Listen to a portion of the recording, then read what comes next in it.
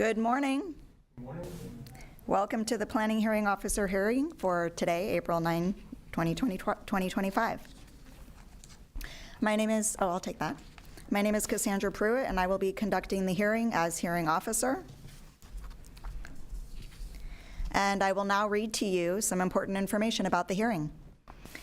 The Planning Hearing Officer meeting is being broadcast live on Glendale TV. It's viewable on Spectrum Cable Channel 6 and AT&T UVerse Channel 99. Meetings are also streamed live in high definition on the city's webpage at glendaleca.gov/live and at youtube.com/myglendale, and on Apple TV, Roku, and Amazon Fire devices using a free app called Cablecast and then choosing Glendale TV from the menu. Meetings are also archived on the city's website for viewing anytime at glendaleca.gov/agendas. For public comments and questions during the meeting, please call 818-937-8100. City staff will be submitting the questions and comments in real time to the appropriate person. This morning, we have one case involving a discretionary permit application. The hearing will proceed as follows. First, I will read the description of the application request. Then I will read the reports received from other city departments and other letters or communications from interested parties. Then the case planner will make a brief overview of the case, give analysis, and make a recommendation. Next, the applicant will be called upon or connected by telephone, stating their name, and will be asked to present the case within a 15-minute time limit. Then others in support of or in opposition to the application and interested parties who are present at the hearing will be called upon to give comments, stating their name and speaking within a 3-minute time limit. After in-person commenters speak, then callers on hold will be connected to share their comments, also with a 3-minute time limit. For all speakers, whether in person or by phone, please note that a timer will chime when you have 30 seconds left of your time limit, and then it will chime again when the time limit has been reached. The applicant will then be given the opportunity to make closing comments within a 5-minute time limit in response to any testimonies given. Lastly, the hearing will be closed and the case will be taken under submission if a decision is not rendered immediately. If the evidence presented in the application and at the hearing meets the required findings set forth in the Glendale Municipal Code, then the project can either be approved or approved with conditions. If the findings of fact are not evident, then the request will be denied. After the hearing, the decision will be prepared in writing and will be in the form of a letter sent to the applicant and to all persons who responded to the public notice, either by speaking at this hearing or by submitting written responses and who have provided their name and contact information. The date of the decision will be the date appearing on the letter. Records of decisions for all projects will be posted online on the Planning Division's website. Under the appeal provisions of the Glendale Municipal Code, Title 30, Chapter 30.62, the decision may be appealed to the Planning Commission within 15 days of the date of the decision. Anyone wishing to appeal must file online using the city's permit portal. For any additional information regarding the appeal process and submittal, please contact the case planner. Notification of this hearing was accomplished by the use of public notices, which were mailed to property owners and occupants located within 500 feet of the subject property. Public notices were also physically posted on the site in question and placed in the local newspaper. These official proceedings of the Planning Hearing Officer's hearing are being televised live and may be viewed online on the city's website. We will now begin the hearing.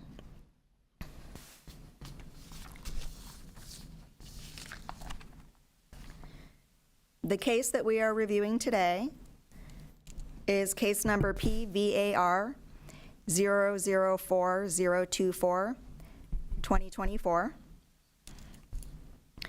The project address is 700 Kimlim Drive, and the site also includes 634 and 639 Kimlin Drive, and also 1917 Academy Place. The owner is Southern California Conference of Seventh-day Adventists, and the applicant is Richard Herman with R.S. Herman Architects. The project request is to approve a setback variance to allow the construction of new fencing and gates located within the street front setback areas of the existing private school, which is Glendale Adventist Academy. The specific variance request is to allow a 5'6" setback at 2 locations of the fence instead of the required 15-foot setback, to allow a 6-inch setback at another location instead of the 15 feet required, and then at another location there would be a 7-foot 2-inch setback instead of the 15 feet required.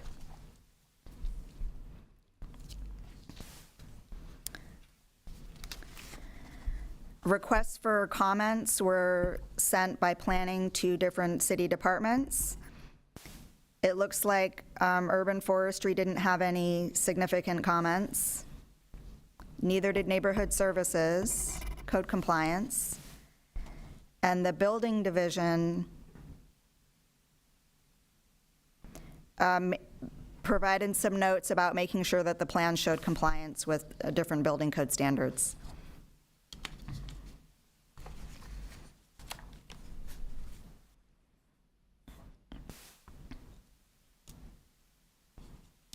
I have not received any public comment letters.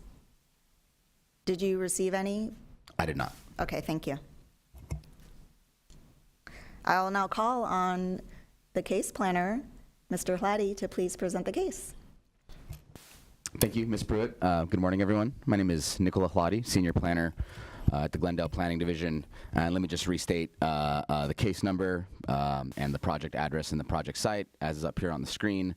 This is a standards variance request as articulated by the planning hearing officer, case file PVAR 004024-2024. And the primary address of the existing private school, the Glendale Adventist Academy, is 700 Kimlin Drive, with the following secondary addresses that are also part of the broader school campus. In my presentation, I'll introduce the case, provide a brief background on the school, provide a little bit of the context for where the school is located, walk you through the various locations where the fencing is proposed. As noted here on the screen, the total linear footage of the fencing is about 871 feet. The fencing will range from between 5 and 8 feet in height. It's a wrought iron fencing with vertically oriented members, and it includes 8 pedestrian gates and 1 vehicular gate. Per the applicant, the intent of the requested variance is to secure the southern perimeter of the campus. The campus is developed with buildings that are already located within the 15-foot street front setback area that's required in the R1R zone in which this property, the school, the various campus properties are located. That's a single-family residential zone for everyone's reference. As noted by the planning hearing officer, only portions of the fence would be located in the required street front setback areas, and I'll point out specifically where those are. And there's only one instance where a fence and gate is located closer to the campus property lines than existing buildings.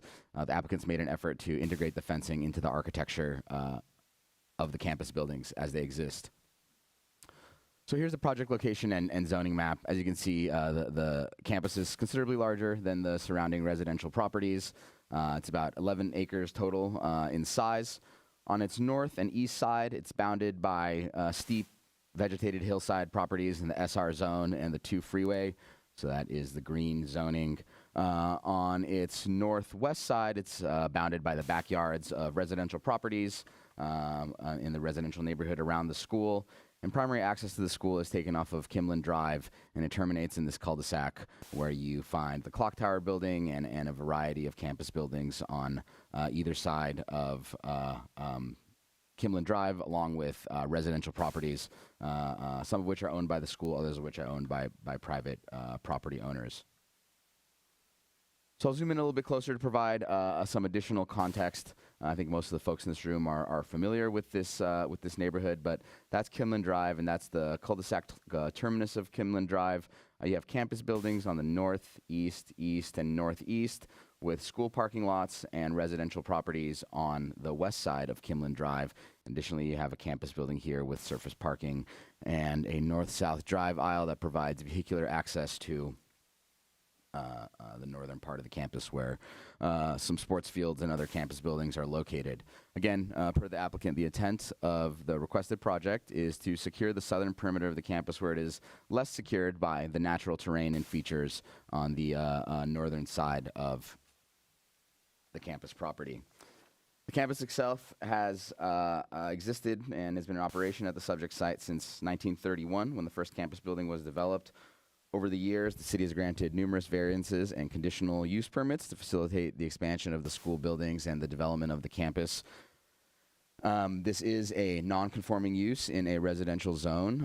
Schools are not allowed by right in the residential zone. Again, so we would consider this a legal non-conforming use in that the development was approved with a variety of discretionary approvals over the years. In 1980, which is the time of the most recent campus expansion in terms of building new buildings, portions of the school's property were deeded to the city, which means granted to the city, in order to create this cul-de-sac at the north end of Kimlin Drive to allow for smoother vehicular movement to and from the school. In doing so, it created some non-conforming setback conditions. So the plans showed the various setbacks from this property line, with portions of the clock tower building being as close as 5'4" or 5'6" from the property line. Over here, we have existing conditions where the building is located only 7 feet 2 inches away from the property line. The point I'm trying to make is that these non-conforming conditions exist and were permitted through the city as the campus developed over the years. The next part of my presentation will sort of walk you through the various portions of the fence. It's easier to sort of break this down into various components. So we'll start from the northwest and sort of move around clockwise. So we have this portion over here on the west side of Kimlin Drive. Red circles indicate that the proposed fencing would not encroach into the 15-foot required front setback area in the R1R zone. Again, the intent of that setback requirement is to maintain the open landscaped feel of the front yards and the city's residential neighborhoods. Again, we have a school here, which is an existing, legal, non-conforming institutional use in a neighborhood property, which I'll speak to as I speak to the findings. Moving along, portions of the fencing located on either side of the clock tower building, portions of these would be located in the front setback area, as noted by these setback dimensions on the plans right here.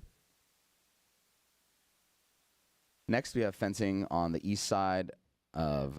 west side, of existing building B. Along here, as you'll see on the close-up images, the fences are located on top of existing architectural walls. These gates would enclose the portion that's on top of an existing staircase. Over here, it goes across an existing on top of walls that kind of go along a grass area. Along this portion, the fencing is tucked into the columns that support a walkway and a covering over a covered walkway. This portion of the fencing would encroach into the setback. That's where the 6-inch setback referenced by Ms. Pruitt would be found.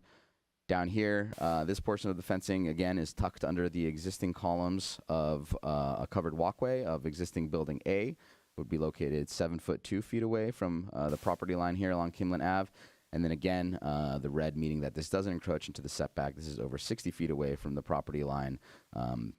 This fencing, again, would be tucked into the columns that support a covered walkway along the south side of existing building A. So that's the overview. I'll kind of go step by step and walk you through these various portions. So here we have, I'll number these 1 and 2, fence that would go along the southern side of this existing gazebo structure, take a turn to the north to connect with a pedestrian gate that goes across the existing drive aisle. So here, the minimum setbacks that gets as close as 35 feet 4 inches and 20 feet to the property line here at this cul-de-sac, which complies with the setback requirement. But again, as it's part of this entire project, we are discussing it here at the hearing. But technically, these would not be the subject of a variance request. The applicant could construct something like this by right, meaning without the need for a variance.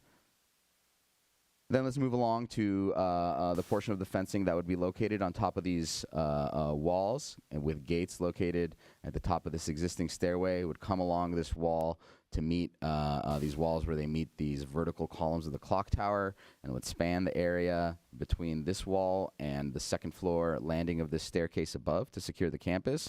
And then you'd see a similar approach to these walls and staircases on the east side of the clock tower element of this building. Again, these ones are located within the 15-foot front setback area, being 5'6" away from the property line at the north end of Kimlin Drive. Sorry. Moving along, you would find, with approval of the variance, again, these are not within the setback area. That is a typo. On top of the walls here to connect with these columns that are underneath the covered walkway. So here you can see the elevation drawings, how that's shown with the wrought iron fencing with vertical members, allowing for some visual transparency, kind of tucked into this existing covered walkway along the east side of the building. And then, as we move down, you can see there is a staircase that leads down to the next building, existing building A, as referenced on the plans. And the fencing would kind of cover where this low wrought iron fencing is, but just would be about 5 feet taller to reach a maximum height of 8 feet to secure the campus property. So now we move along to the next building. So there is a staircase, a walkway with the staircase, and then a second covered walkway between the north side of this building, building B, building A, and the south side of this building, building A. So this is how it's shown here. This diagram shows you what the fencing in this area would look like. This is an area where the fencing would need to project out a little bit further than this wall to come sort of to the back of the sidewalk in order to create a gate that's perpendicular to the street that would sort of line up parallel with these columns in this walkway that you see down the screen. And there's a need to bring it as close as 6 inches to the property line. The building code requires that entrances and exits of a gate have a certain grade so that they're usable by folks that use wheelchairs. And I'll let the applicant elaborate on this point, but due to sort of meeting these building code requirements, there's a need to bring the fence out closer to the street, and then it would tuck back in and meet this column. As we move on to the next portion of the fence, again, down the covered walkway, sort of where this existing wrought iron fencing is located, but just taller to fully secure these areas. Then we move to the south side of Building A, where this fencing would be located under these columns, again, where the existing wrought iron fencing is located, and would span the length of this building to secure the southern perimeter of the campus. And then just to the right of this, there would be a vehicular gate over that north-south drive aisle that would also jog upwards and secure the east side of that drive aisle to sort of fully secure the southern perimeter of the campus with this new wrought iron fencing. So that is the various components of this project. Next, I'll speak to the variance findings. So the variance is a discretionary approval, meaning that the planning hearing officer, in their judgment, has to affirmatively make the following findings. And I'll speak to how I spoke to these findings in the draft findings of fact that were included in the agenda packet.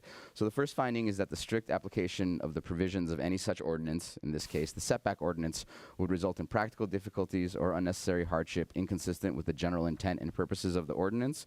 As I mentioned, the intent of the 15-foot street front setback is to leave an open landscaped field for the city's residential yards, and staff finds that denying the requested variance and requiring that all of the fencing would comply with the 15-foot street setback requirement would result in fencing and associated access points that are behind the buildings that the fencing is intended to secure, rendering it somewhat ineffectual. Additionally, the applicant and staff worked to propose a design that is architecturally integrated with the campus buildings and doesn't have as much of a visual impact in that they're either integrated into the walls or they don't go out closer to the street than the existing buildings already go. Second finding that requires that is required to be met is that there are exceptional circumstances or conditions applicable to the property involved or to the use of the property or its development that do not generally apply to other property in the same zone or the neighborhood.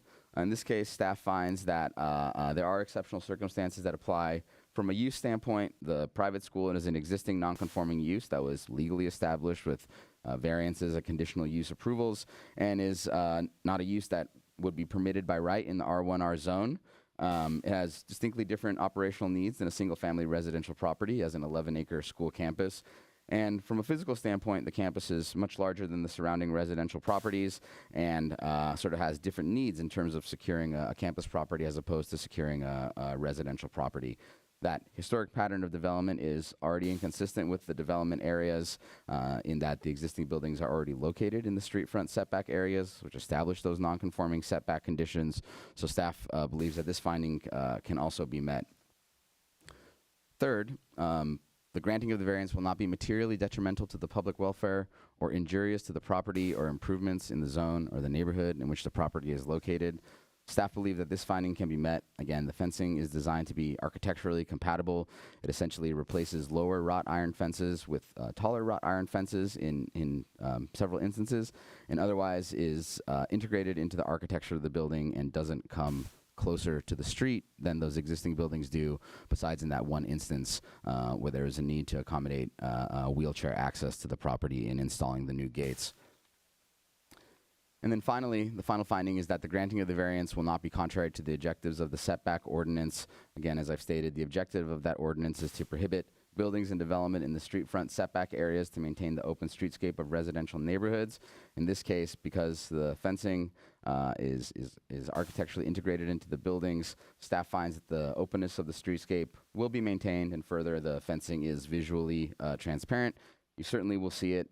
I don't think there's a way to secure that southern portion of the campus without seeing those architectural features. With that being said, efforts were made to integrate it into the architecture of the buildings and not bring it any closer to the street, except in that one instance that I described to you.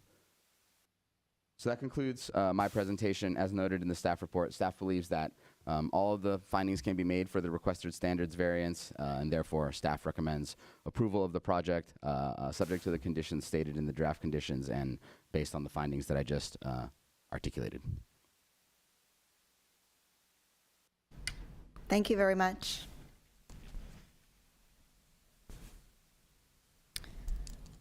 Do you have a slide that shows what the setback was before that part of the street was deeded to the city to create the cul-de-sac?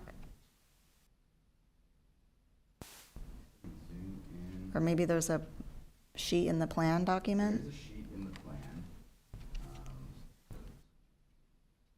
It's a little bit blurry, but you can see that prior to the deeding of the cul-de-sac, sort of had this whole dimension between the property line and this building. So it was, I did review it and measure it on the plans in my program, and that is a little bit over 30 feet.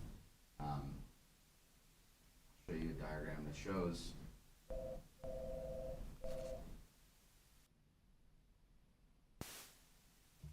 my microphone is off. I will show you a diagram that does show sort of what that property line looked like. So this is the instrument that granted to the city this land to create the cul-de-sac and make it part of the public right-of-way, make it part of the street, so to speak. So you can see the previous property line and, again, the subsequent property line following the deeding of that land and the construction of the cul-de-sac. So the previous setback was over 30 feet. When this land was granted to the city, it created the non-conforming setback condition that exists now of 5.5 feet. Okay, and that's just in the area indicated in brown? That was the cul-de-sac. That's what created the cul-de-sac and expanded the road to create that turnaround area. Okay, so if it weren't for that, all of this fencing would comply with the setbacks? In the brown area? In the brown area. Okay, and that's then correct. for the area of the fence that is where that big oval red part is, or I guess after the cul-de-sac, actually down further. So those blue circles, that's just an existing legal non-conforming setback that wasn't affected by the creation of the cul-de-sac, is that right? That's exactly right. There is a 7'2" setback from the post of those columns to the street. that was created in building this building right here. Okay. So none of the setbacks get made worse by the fencing, except for the one location with the 6-inch, which we'll have clarified with the architect a little bit later. That's correct. Okay. Thank you.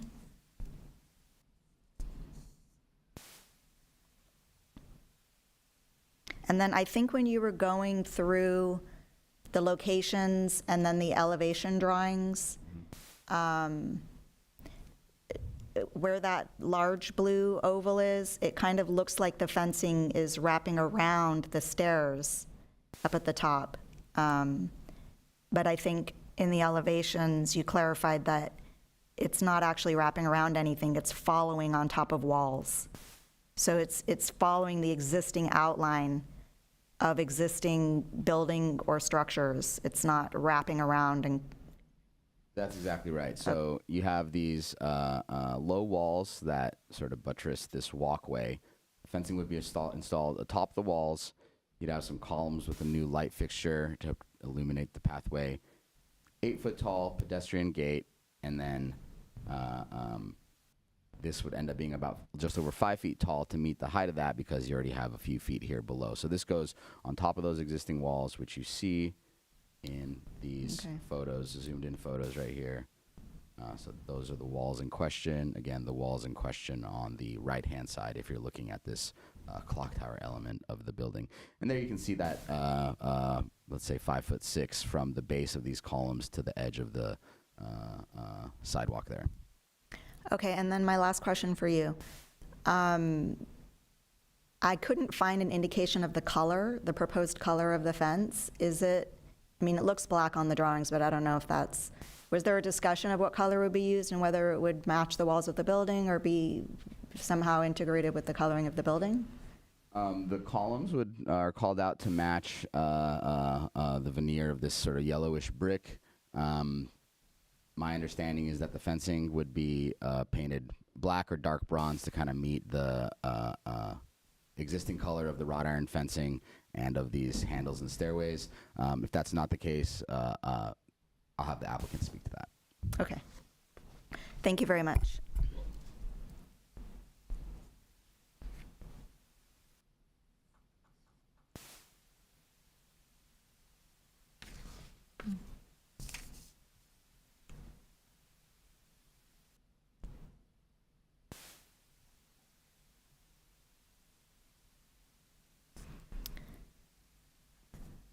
I would like to now call on the applicant to make their presentation within 15 minutes, please.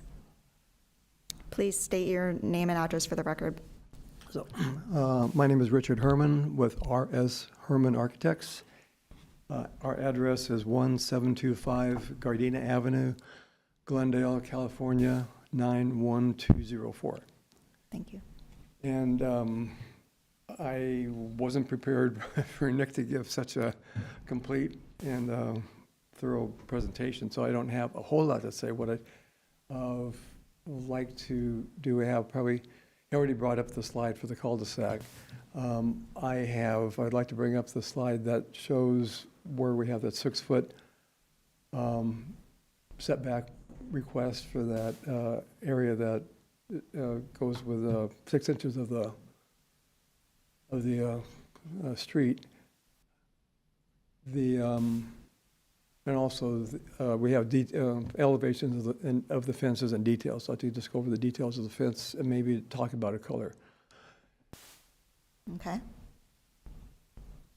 So that area that, can you zoom in on that?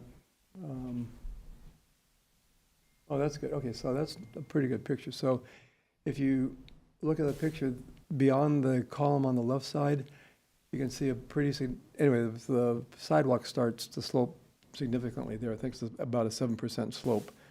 Per accessibility requirements, we can't exceed, on the inside swing of a door or gate, we can't exceed 2% for 4 feet. On the outswing side, 2% for 5 feet. And the only way I could get that to work is by pushing that fence and gate out towards the street. Can you show the corresponding site plan? I don't know if you can pull them up side by side. Just got to zoom in on it a little bit.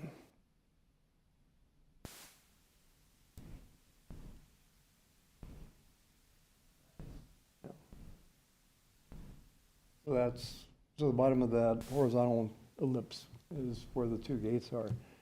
Anyway, so on the top side of that, we have a 2% landing, and on the lower portion of that, we have a 5% landing. That's the only way we could get that to work. Why does there need to be a slope above the gate if that leads to stairs? Pardon me?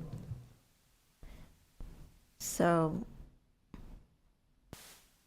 I think he's trying to zoom into the part that I'm asking about, but do we want to jump to the PDF of the plan so that it, Yeah, I have it over here. oh, okay. I have it over here, but this, I think this is the staircase that you're asking about. Yeah, so what I'm understanding from what you're saying is that there's a maximum slope on either side of the gate. But why did there need to be a maximum slope on the part of the gate that leads to the stairs?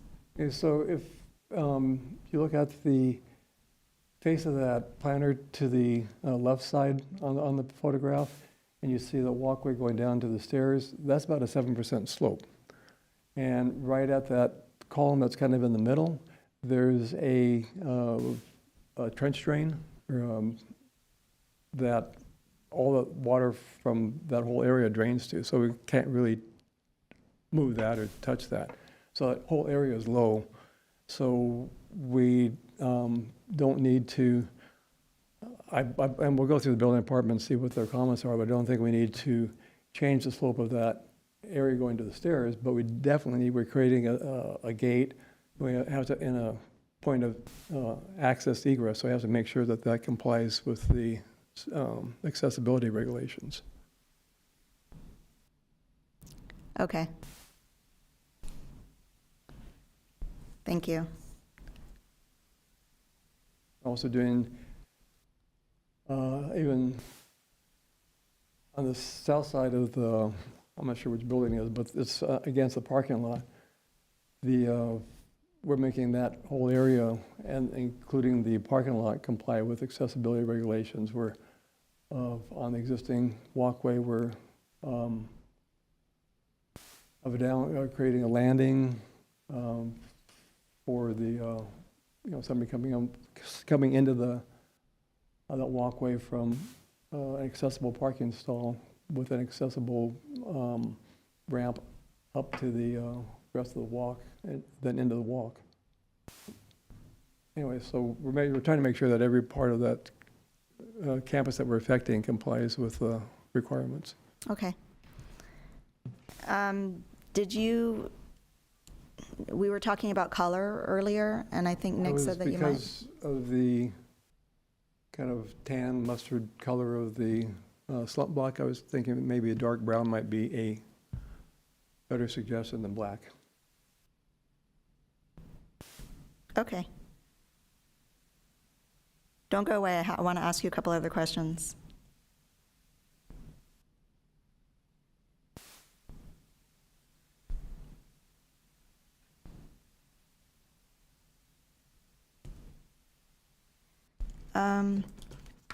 The building division in their comments, did you have a chance to look at this, to see these comments from building? Okay. I'm going to read them then. Okay. It said, there's 4 comments, and it says, 1, where proposed fence is near the existing ramp stairs, please verify minimum stairs, ramps, landing dimension is provided. 2, minimum landing dimension required at each side of fence, door, gate per California Building Code Chapter 10 and 11B. 3, fence, doors / gate serve as egress purpose shall be readily openable from the egress side without the use of a key or special knowledge or effort. 4, structural design and anchorage details between the fence post to fence support or foundation is required. What I'm wondering is if these comments have been addressed in your drawings, or if addressing these comments would somehow result in changes to what you've proposed on the drawings. Okay, so as I figured out the locations for all the gates, because I went there and took my own measurements, we also had a surveyor survey a portion of the campus. So I believe that everything shown in the drawings complies with the accessibility requirements, which is a Chapter 10 and Chapter 11. So as far as exiting goes, I've indicated on the drawings a couple gates that are not exits because they're, basically the gates would be opened by staff when students would be coming or leaving school. But as far as emergency egress, I've identified most of the gates as being egress gates and having panic card run them. We haven't gotten into structural design for the support of the posts that are supporting the fences and gates, but we will do that. Okay, and then this one about the landing dimensions, did That's you what we have. verify that those meet code and there won't be any issue with that? Yes. Okay, great.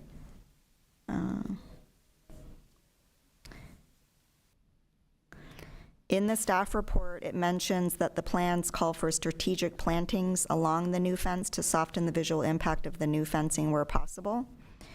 I think I saw on the site plan basically one area where there's, right there. Thank you, Nick, for bringing that up. So that area is where there's new shrubs or located to, that's where, what I'm hoping to clarify is, compared to the existing site plan and existing conditions, what's being proposed to change exactly to soften that new fence? Okay, we haven't gotten specifically into material.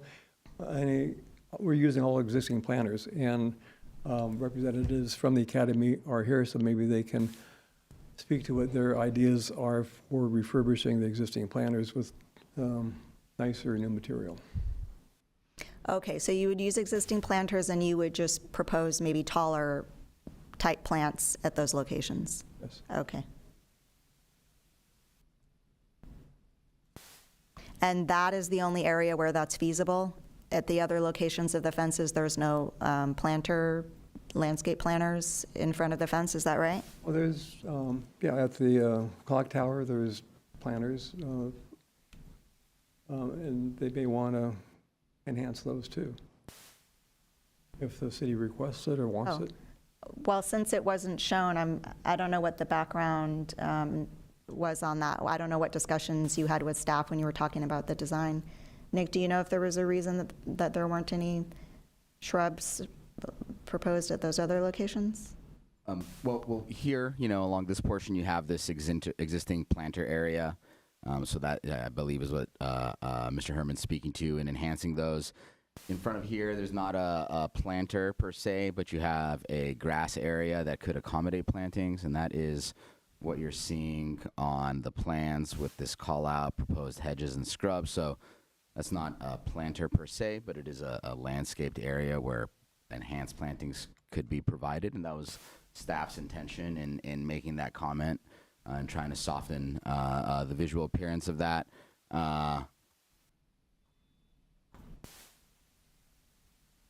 These are vines growing in existing hardscape area. Then you have some planters behind these walls with existing plantings. So here's where, I guess, new, based on my understanding, new planter area or new plantings would be established, whereas elsewhere you have these existing plantings, and I think there's an understanding that staff's desire in that comment is to accommodate some plantings that would obscure the visual impacts of the new fencing, the new taller fencing. Okay, so in that one that you're showing right there, there's already existing shrubbery in the planter bed, and the new fence would be behind that? That's correct. Okay, so, thank you.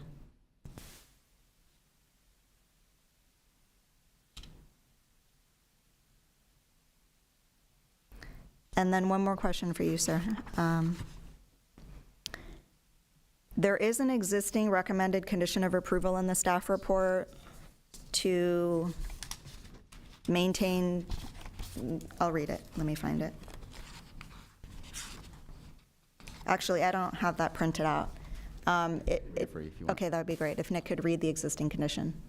Draft condition number 4 reads that landscape areas shall be maintained in good condition with live plants and free of weeds and trash.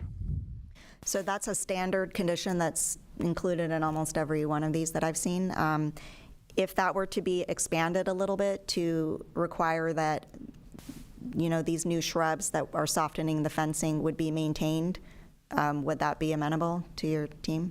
Certainly, and I'm sure that I would work with, and the school would work with staff to make sure that we comply. Okay. Thank you. I'd just like to point out, Nick's been extremely helpful through all this. Great. Thank you.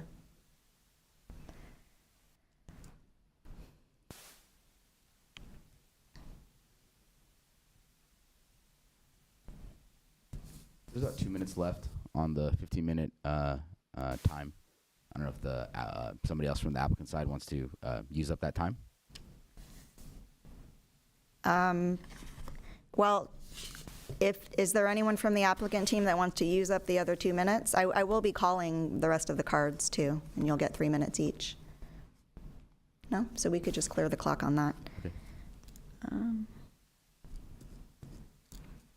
Okay, now I'm going to call the speaker cards, and then we'll check to see if anyone's on the line.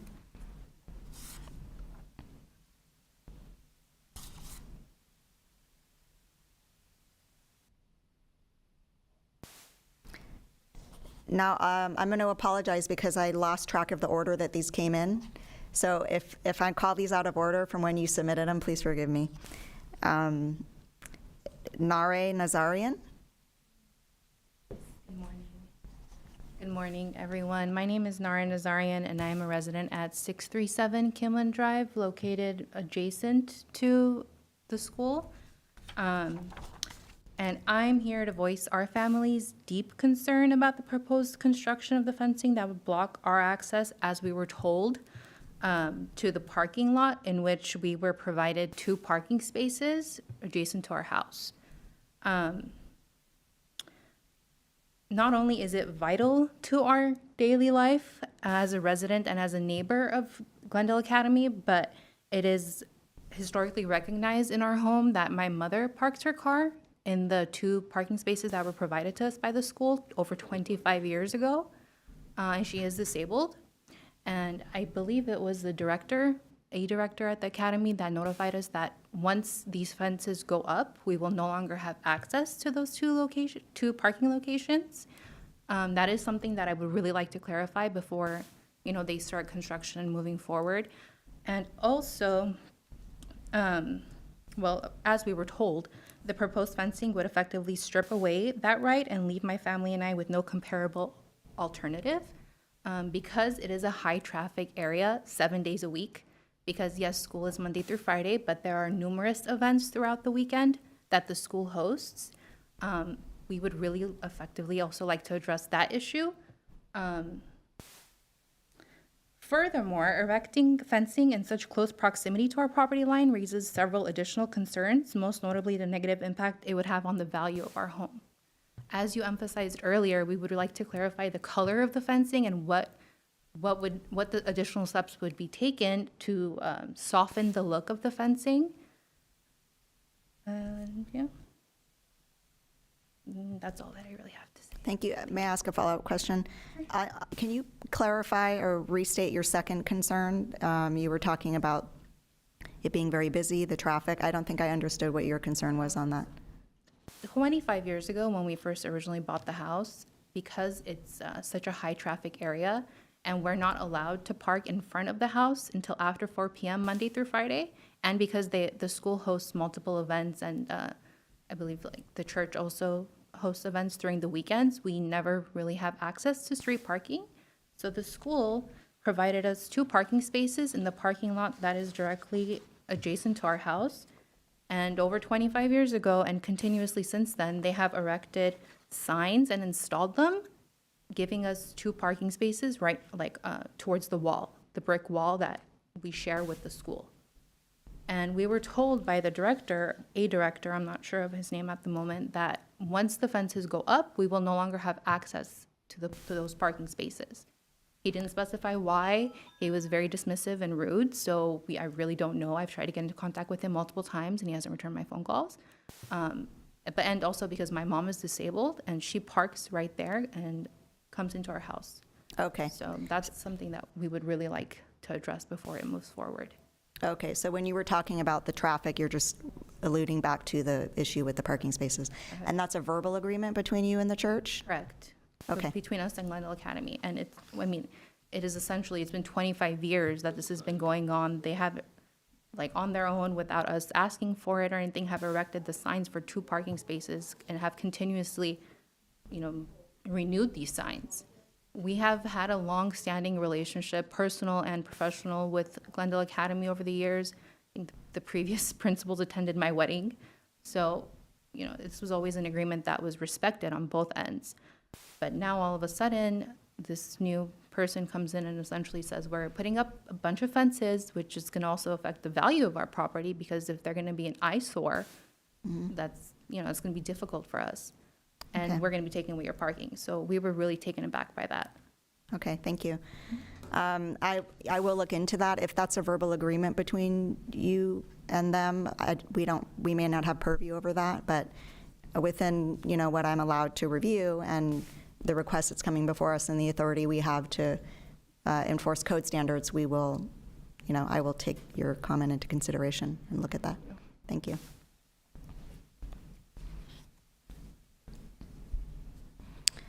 I'd like to call Kevin Camato.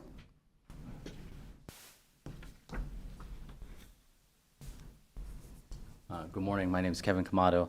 I am a parent at Glendale Adventist Academy. I'm also a pastor within the Southern California Conference that oversees the school and the churches around. I'm just here to share that it's definitely important for the school to be able to get this fence for the protection of our children. And I've been a parent at that school for about 4 or 5 years now, and I'm also an alumni. So I've known that campus for many years and see how it is important to put up this fence. It's for the safety of our children and in compliance as much as possible. As a parent and as someone who works for the school, we definitely want to work together with our neighbors and the city to make sure, one, it's within all the parameters and helpful to our neighbors. So just as a parent, not as an administration or anything like that. So I just wanted to share those comments. That thank you so much, and this is very important to our children and their safety. So Thank you. Thank you.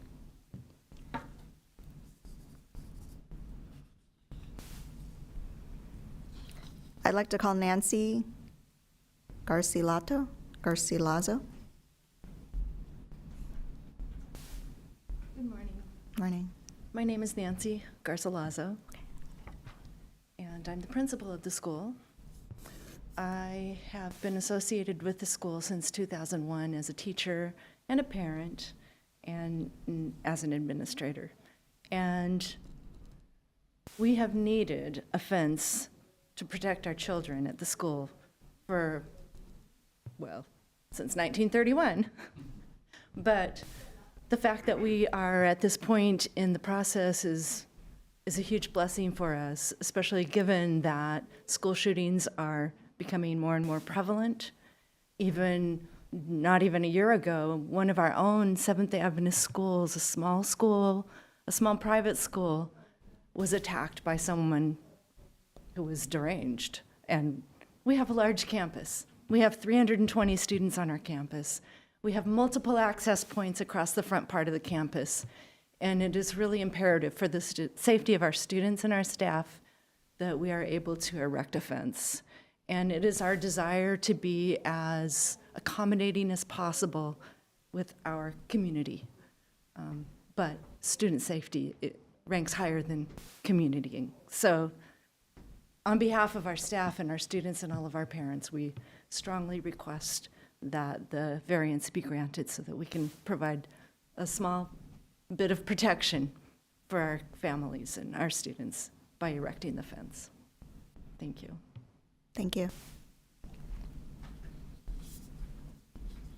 I believe that's all the speaker cards I have. Okay, are there any callers on the line? I don't see any callers on the line at this time. Okay, thank you.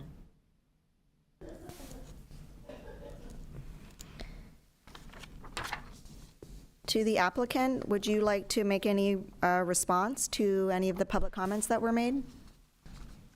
I don't have any response to myself. I don't know if you'd like the mechanics themselves, Nancy, to maybe address the other neighbor's concern about parking.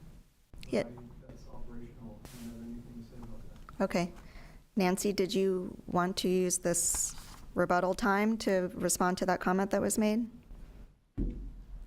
Yes, I can respond. And it is correct that Sorry, can you there- state your name again, just Oh, for the I'm record? so sorry. Yeah, thanks. My name is Nancy Garcilazo. I'm the principal of Glendale Adventist Academy.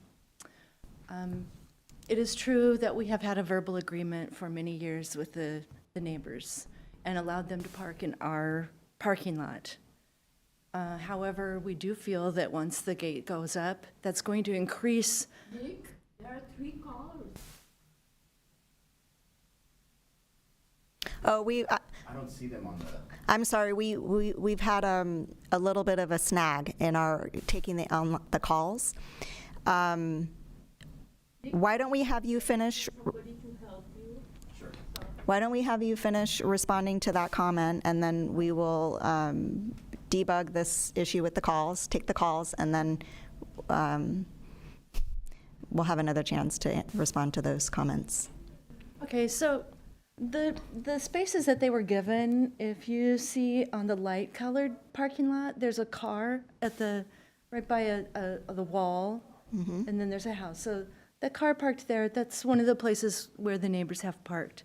But we feel concerned that with an increase of flow of parking coming into that parking lot, because the upper one will not be accessible, it'll be behind the gate, that there's gonna be a lot more cars parking and traffic, and a bigger chance that maybe their cars could be bumped or an accident of some sort happen.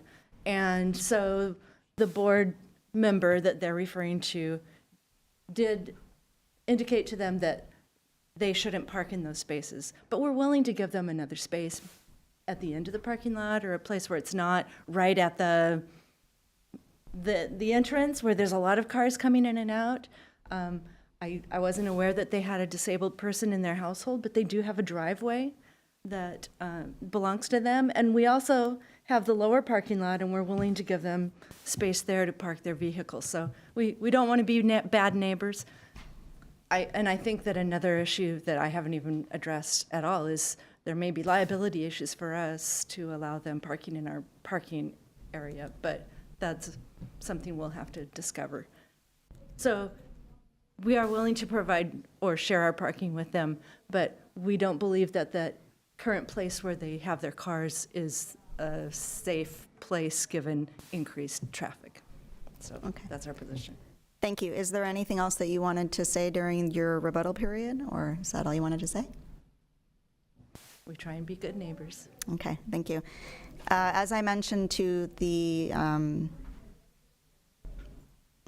to Nare, who spoke about that, I don't know whether that's in our purview, unless there's a land use entitlement that required that you provide that. If that's just a verbal agreement between you that's not related to any planning authority that we have, then I wouldn't be able to, intervene in that. So I will look into it, though, as part of my follow-up. With that, Nick, do we have any calls that we can bring through?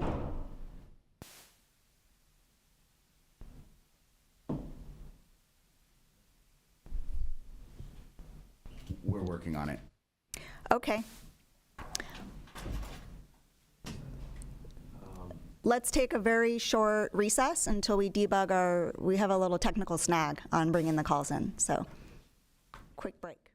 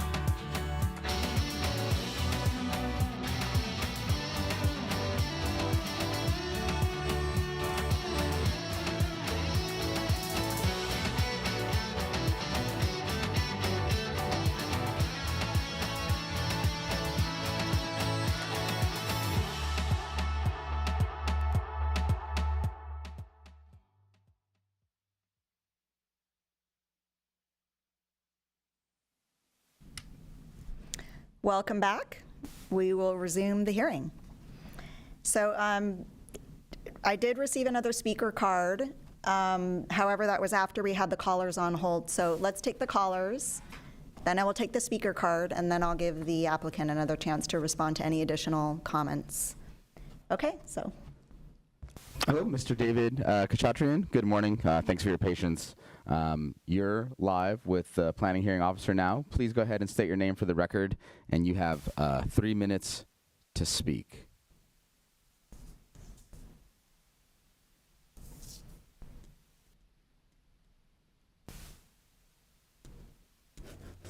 Mr. Kachatrian, are you there?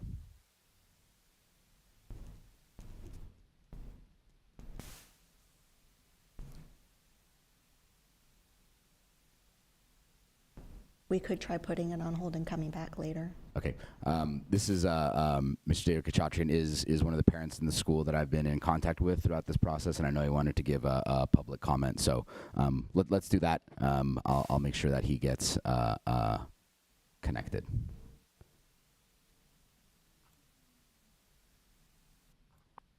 The next caller up is Mr. Rafiq Babakian. Mr. Babakian, good morning. You're live with the hearing officer. Please go ahead and state your name for the record, and you have 3 minutes to speak.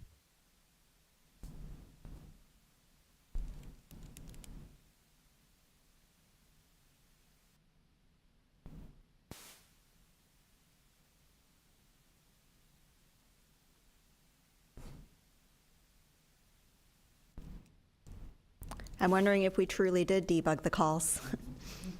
But let's see.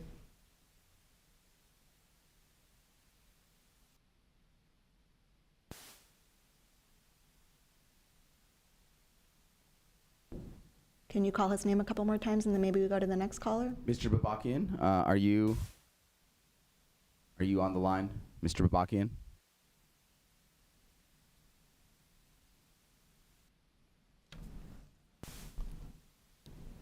I'll try to move on to the final caller. Okay. I have a Miss Diaz on the line.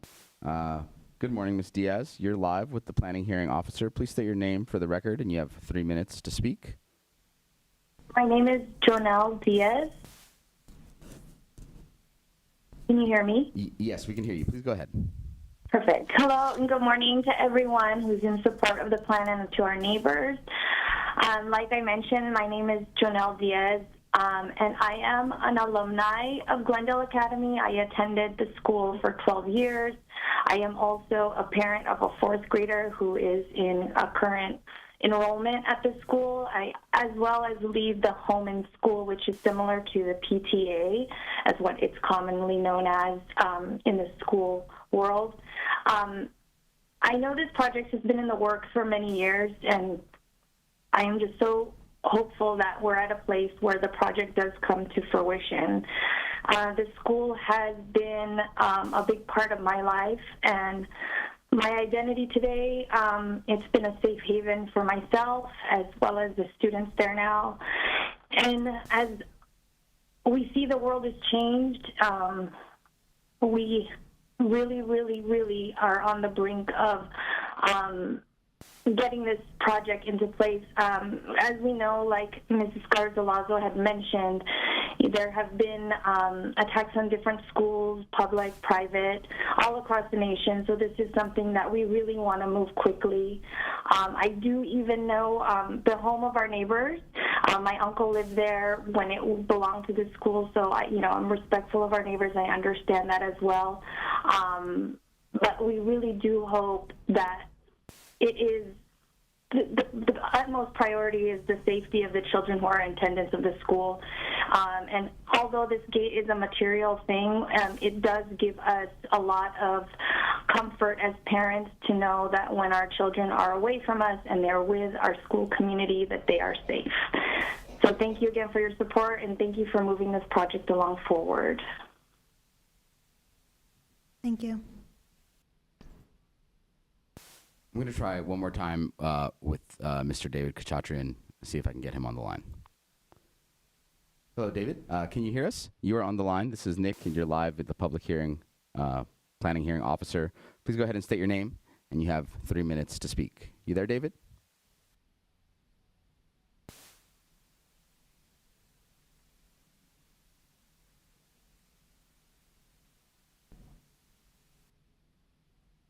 David, one more time to see if you're on the line. Do you know generally if he was in support or opposition? He's in support of the fence. Okay. Let's try one more time. David, can you hear us?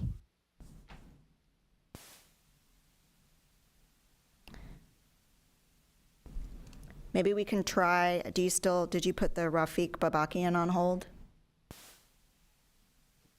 Let's try that. It's blinking red, so he may have dropped off the line. Okay. Should we try just to make sure? I don't know what the blinking red means. Mr. Babakian, can you hear us?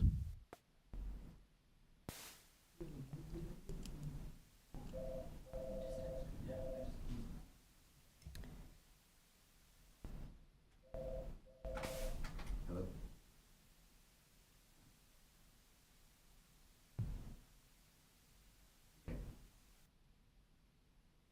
We're doing our best to make sure that we hear all public comments and give everyone a chance to speak.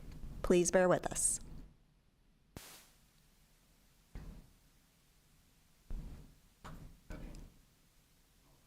Thanks for your help. Appreciate it. Hello, David?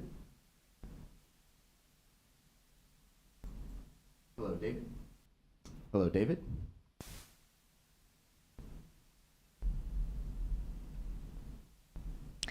Okay, what I'd like to do is maybe we can put David on hold again, and I'll take the speaker card. And then after the speaker card, we could give one last chance to David. And I think that we really did try our best to get him through. So let's do that. So I'd like to call up Wendy Ball.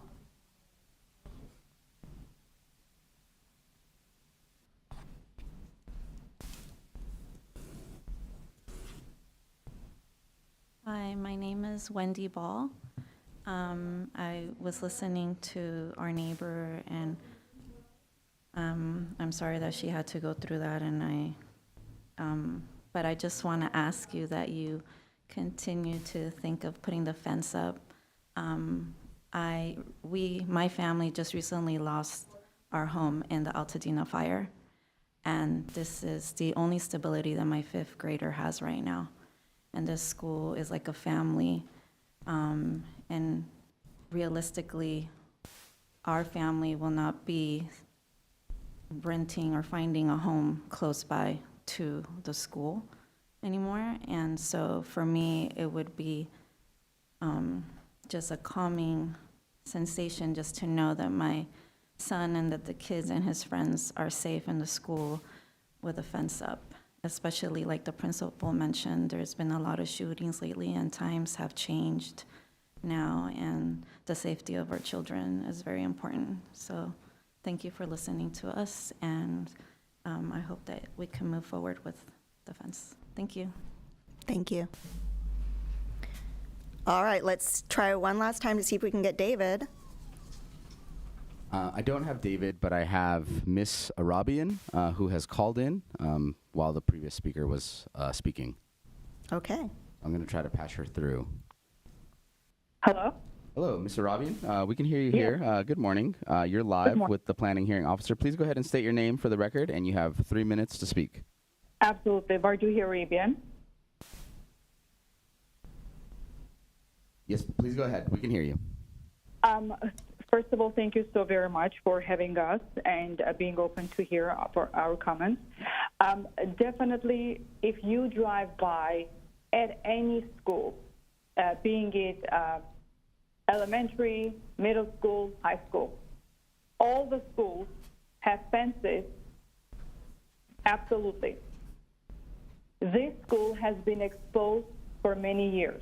And as you know, a year ago in other states, Adventist school was a shooter, an active shooter, entered the school. It was Glendale Adventist School, not Glendale, I do apologize, Adventist school, and shot and killed 2 elementary school teachers.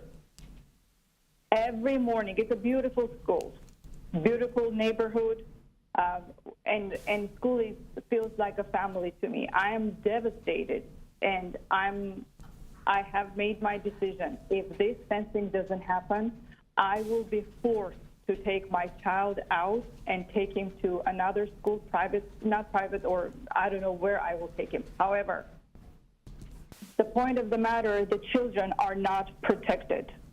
In this day and age, we need to make sure to be proactive, and this is one of the security initiatives that we're trying to have. And as you may know, this project has been ongoing for many, many, many years. So I would really appreciate if you can take this constructive feedback, our worries, consider them, and make sure that our children are protected. That's all I can say. And this is an absolute necessity. Thank you.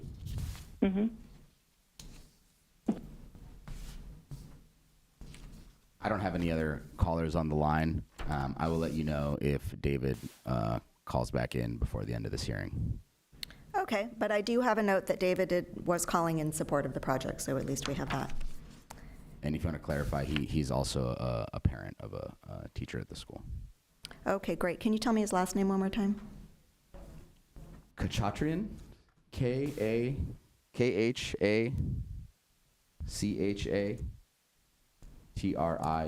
I believe that's correct. Thank you. Okay, so we've now heard from all of the callers that we were able to and the audience members. To the applicant team, do you want to respond to any of the additional comments that were made?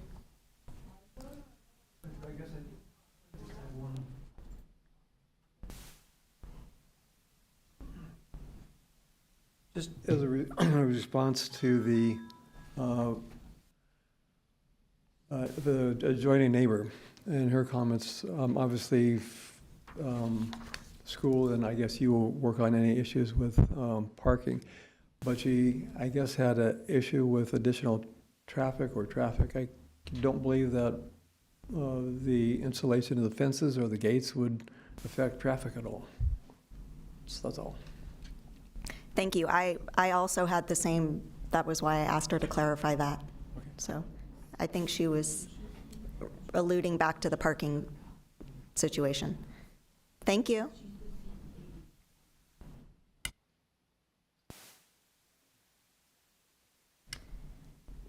Mrs. Arabian is called back in. If you want to, I thought her comments were concluded. I may have been mistaken. I can put her back on.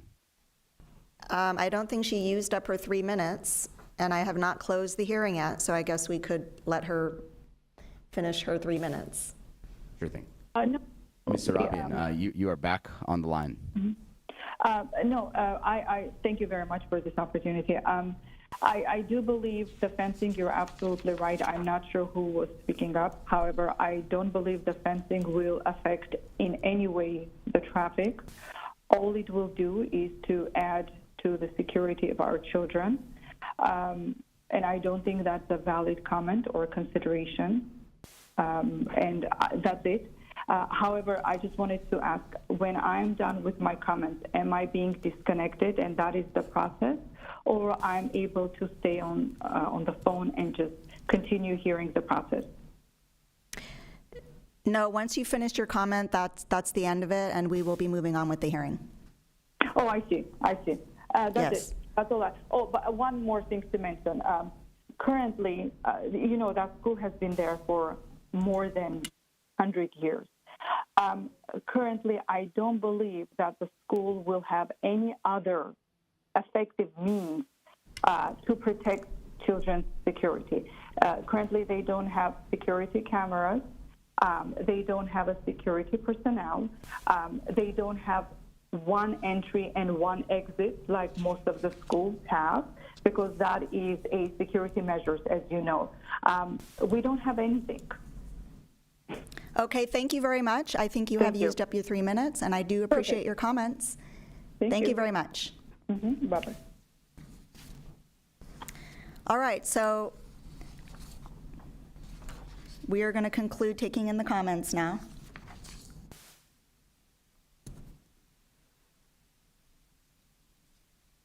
With that, I am going to close the hearing, and I'm going to take this case under submission. I will consider all the information that was presented here today.